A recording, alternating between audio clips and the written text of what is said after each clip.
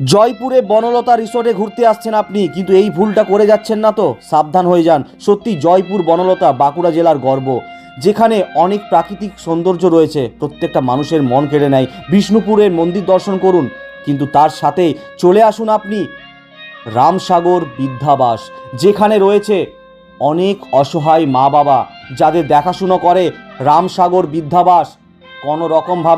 কোনো রকম টাকা পয়সা ছাড়াই এখানে বাবা মারা কিন্তু খুব আনন্দের সাথে সময় কাটান। আমরা ধিক্কার জানাই সেই সব সন্তানদের যারা বাবা মাকে বোঝা মনে করে, বাবা মার বয়স হয়ে গেলে বাবা মাকে বৃদ্ধাশ্রমে পাঠিয়ে দেয়। সেই সব সন্তানদের বাবা মারা কত কষ্ট করে বড় করেছে একবার ভেবে দেখেছেন আপনারা? কিন্তু সেই সব সন্তানরা কি করছে? বয়সকালে বাবা মাদেরকে বৃদ্ধাশ্রমে পাঠিয়ে দিচ্ছে, তাদেরকে বোঝা বলে মনে করছে। আমাদেরকে সসম্মানে বরণ করলো এই বৃদ্ধ মা বাবারা। সত্যি খুব ভালো লাগলো আমাদের। তারপর আজকে বুগুর শুভ জন্মদিন, আর এই শুভ জন্মদিন উপলক্ষে বেলিয়াতোড় থেকে ঝুম ও ঝুমের দাদা এসেছে মা মনসা সেবাশ্রমের সঙ্গে। কেন না, আজকে বুগুর জন্মদিনের যে সেলিব্রেশন, সেই সেলিব্রেশন কিন্তু এই বৃদ্ধ মা বাবাদেরকে নিয়ে করার জন্যই এসেছে। খুব আনন্দ করলাম সবাই মিলে, আর এই অসহায় মা বাবাগুলো খুব আনন্দ পেল।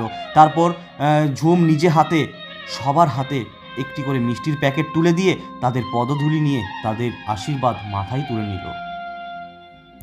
তাই যদি সম্ভব হয় একটি বারের জন্য হলেও বনলতা যখন আসবেন, বিষ্ণুপুর মন্দির পরিদর্শন করতে আসবেন, এই বৃদ্ধাবাসে একবার ঘুরে যাবেন। এই অসহায় মা বাবাগুলোর চোখের জল একটু মুছিয়ে যাবেন, তাহলে দেখবেন সেই মানুষগুলো কতটাই না আনন্দ পাচ্ছে।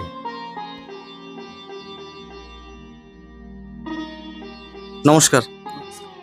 প্রথমে আপনার নাম একটু জানতে চাইছি।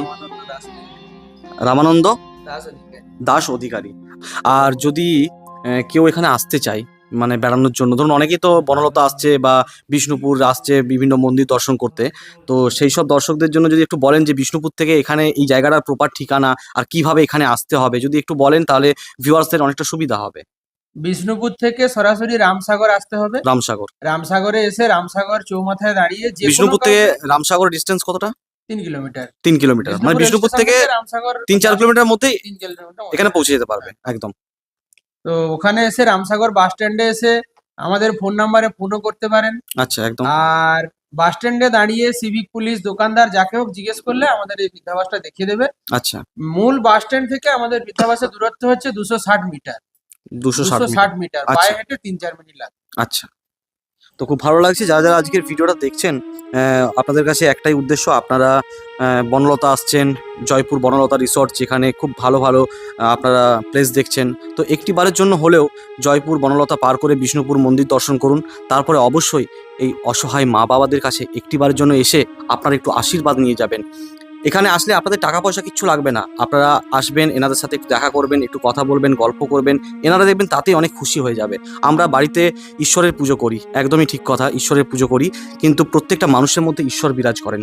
তাই আপনাদের সবার কাছে অনুরোধ, যারা যারা বিষ্ণুপুর ঘুরতে আসছেন আর তার সাথে জয়পুর বনলতা আসছেন, তারা অবশ্যই একটিবারের জন্য হলেও এই বৃদ্ধাশ্রম, রামসাগর বৃদ্ধাশ্রমে এসে একটিবারের জন্য হলেও এই মা বাবাদের একটু আশীর্বাদ নিয়ে যাবেন। দেখবেন আপনাদের জীবন অনেকটা ধন্য হয়ে যাবে। আপনারা সবাই ভালো থাকুন, সুস্থ থাকুন। জয় মা মনসা। আমাদের মা মনসা সেবাশ্রমের পক্ষ থেকে আমরা রামসাগর বৃদ্ধাবাসে গিয়ে একদিনের একবেলা সময় এই বৃদ্ধ মা বাবাদের সাথে কাটালাম, আর একবেলা তাদের মুখে দুটি অন্ন তুলে দিলাম। তাই আপনাদেরকে কেন আসতে বললাম ভাবুন তো একবার। অনেকগুলো বছর হলো এনারা এনাদের ছেলে মেয়েদেরকে ছেড়ে এসেছে। তাই আপনারা যদি একবার এখানে আসেন, আপনাদের মুখের ওপর ওনাদের ছেলে মেয়েদের মুখটা ভেসে উঠবে এবং দেখবেন ওনারা কতটাই না আনন্দে থাকবে। তাই আপনাদের কাছে করজোড়ে আবেদন, যদি কোনো দিন মন্দির নগরী বিষ্ণুপুর আসেন ও বনলতা আসেন, অনুগ্রহ করে একবার এই রামসাগর বৃদ্ধাবাসে ঘুরে যাবেন এবং কিছুটা হলেও আনন্দ সাথে নিয়ে যাবেন। আপনারা তো অনেক অনুষ্ঠানই আপনাদের বাড়িতে পালন করেন, যেমন অন্নপ্রাশন, বিবাহবার্ষিকী ও জন্মদিন। আসুন না, সেই সব অনুষ্ঠানের কিছুটা অর্থ এই বৃদ্ধাশ্রমে আমরা প্রদান করি। দেখবেন তাহলে এই অসহায় বৃদ্ধ মা বাবাগুলো একবেলা ভালো করে খাবার পাবে এবং এনারা কতটাই না খুশিতে আছে সেই খুশিটা আপনি আপনার ভিডিওতে পেয়ে যাবেন। তাই করজোড়ে আপনাদের কাছে আবেদন, কিছু হলেও অর্থ আপনাদের অনুষ্ঠান উপলক্ষে যে অর্থ আপনারা ব্যয় করেন সেই অর্থ কিছুটা হলেও এই বৃদ্ধাশ্রমে প্রদান করবেন। দেখবেন তাহলে হয়তো আপনি এটার থেকে লাভ পাবেন না, কিন্তু এখান থেকে অনেকগুলো অসহায় মা বাবার মুখের হাসি পাবেন। আপনারা চাইলে সরাসরি বৃদ্ধাবাসে আসতে পারেন বা মা মনসা সেবাশ্রমের হাত ধরেও আপনারা কিন্তু এই বৃদ্ধাবাস রামসাগরে আসতে পারেন। আপনারা এসে যদি একটু সময় কাটান, এই অসহায় মা বাবাগুলো সত্যিই খুব আনন্দ পাবে। তাই আপনাদের সবাইকে বলছি, ভিডিওটা প্রচুরভাবে শেয়ার করবেন। আমরা শুধুমাত্র চেষ্টা করি অসহায় মানুষদের পাশে থাকার। আমি এই বৃদ্ধাবাসের সম্পূর্ণ ডিটেলস কমেন্ট বক্স ও ডেসক্রিপশন বক্সে দিয়ে রাখবো, আপনারা অবশ্যই চেক করে নেবেন। আর আমাদের সাথে এই যে দিদিভাইকে দেখতে পাচ্ছেন, এই দিদিভাই রুনা মাইতি, এই দিদিভাইয়ের বাড়ি হচ্ছে হাওড়া শ্যামপুর। সেখান থেকে দিদিভাই এসছে মা মনসা সেবাশ্রমের সদস্য হয়ে। আর আজকে আমরা মা মনসা সেবাশ্রম থেকে খাওয়া দাওয়া করালাম। আর বেলিয়াতোড় থেকে ঝুম আর ঝুমের দাদা আমাদের সাথে এসে আজকে সকল মা বাবাদেরকে মিষ্টিমুখ করালো, কারণ আজকে বুগুর শুভ জন্মদিন, সেই উপলক্ষে। একটু আগেই যার সাথে পরিচয় করালাম, রুনা মাইতি, যে হাওড়া জেলা শ্যামপুর থানা থেকে এসেছে। রুনা মাইতি এই অসহায় বৃদ্ধ মা বাবাদের জন্য 20 কেজি আটা আর তার সাথে 26 কেজি চাল, যাতে অসহায় মা বাবাগুলো দুবেলা দুমুঠো ভালোভাবে খেতে পারে, সেই জন্য আজকে আমাদের হাত ধরে, মা মনসা সেবাশ্রমের হাত ধরে রামসাগর বৃদ্ধাবাসে দান করলো।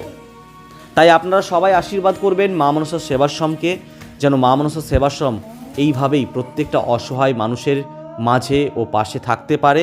আপনাদের আশীর্বাদ সত্যি আমাদের খুব প্রয়োজন। আপনারা যদি একটু আশীর্বাদ করেন, আমরা আগামী দিনও বহু অসহায় মানুষের পাশে থাকতে পারবো। বৃদ্ধাশ্রমে মা বাবাদের জন্য এক প্যাকেট চাল আর এখানে 20 কেজি আটা।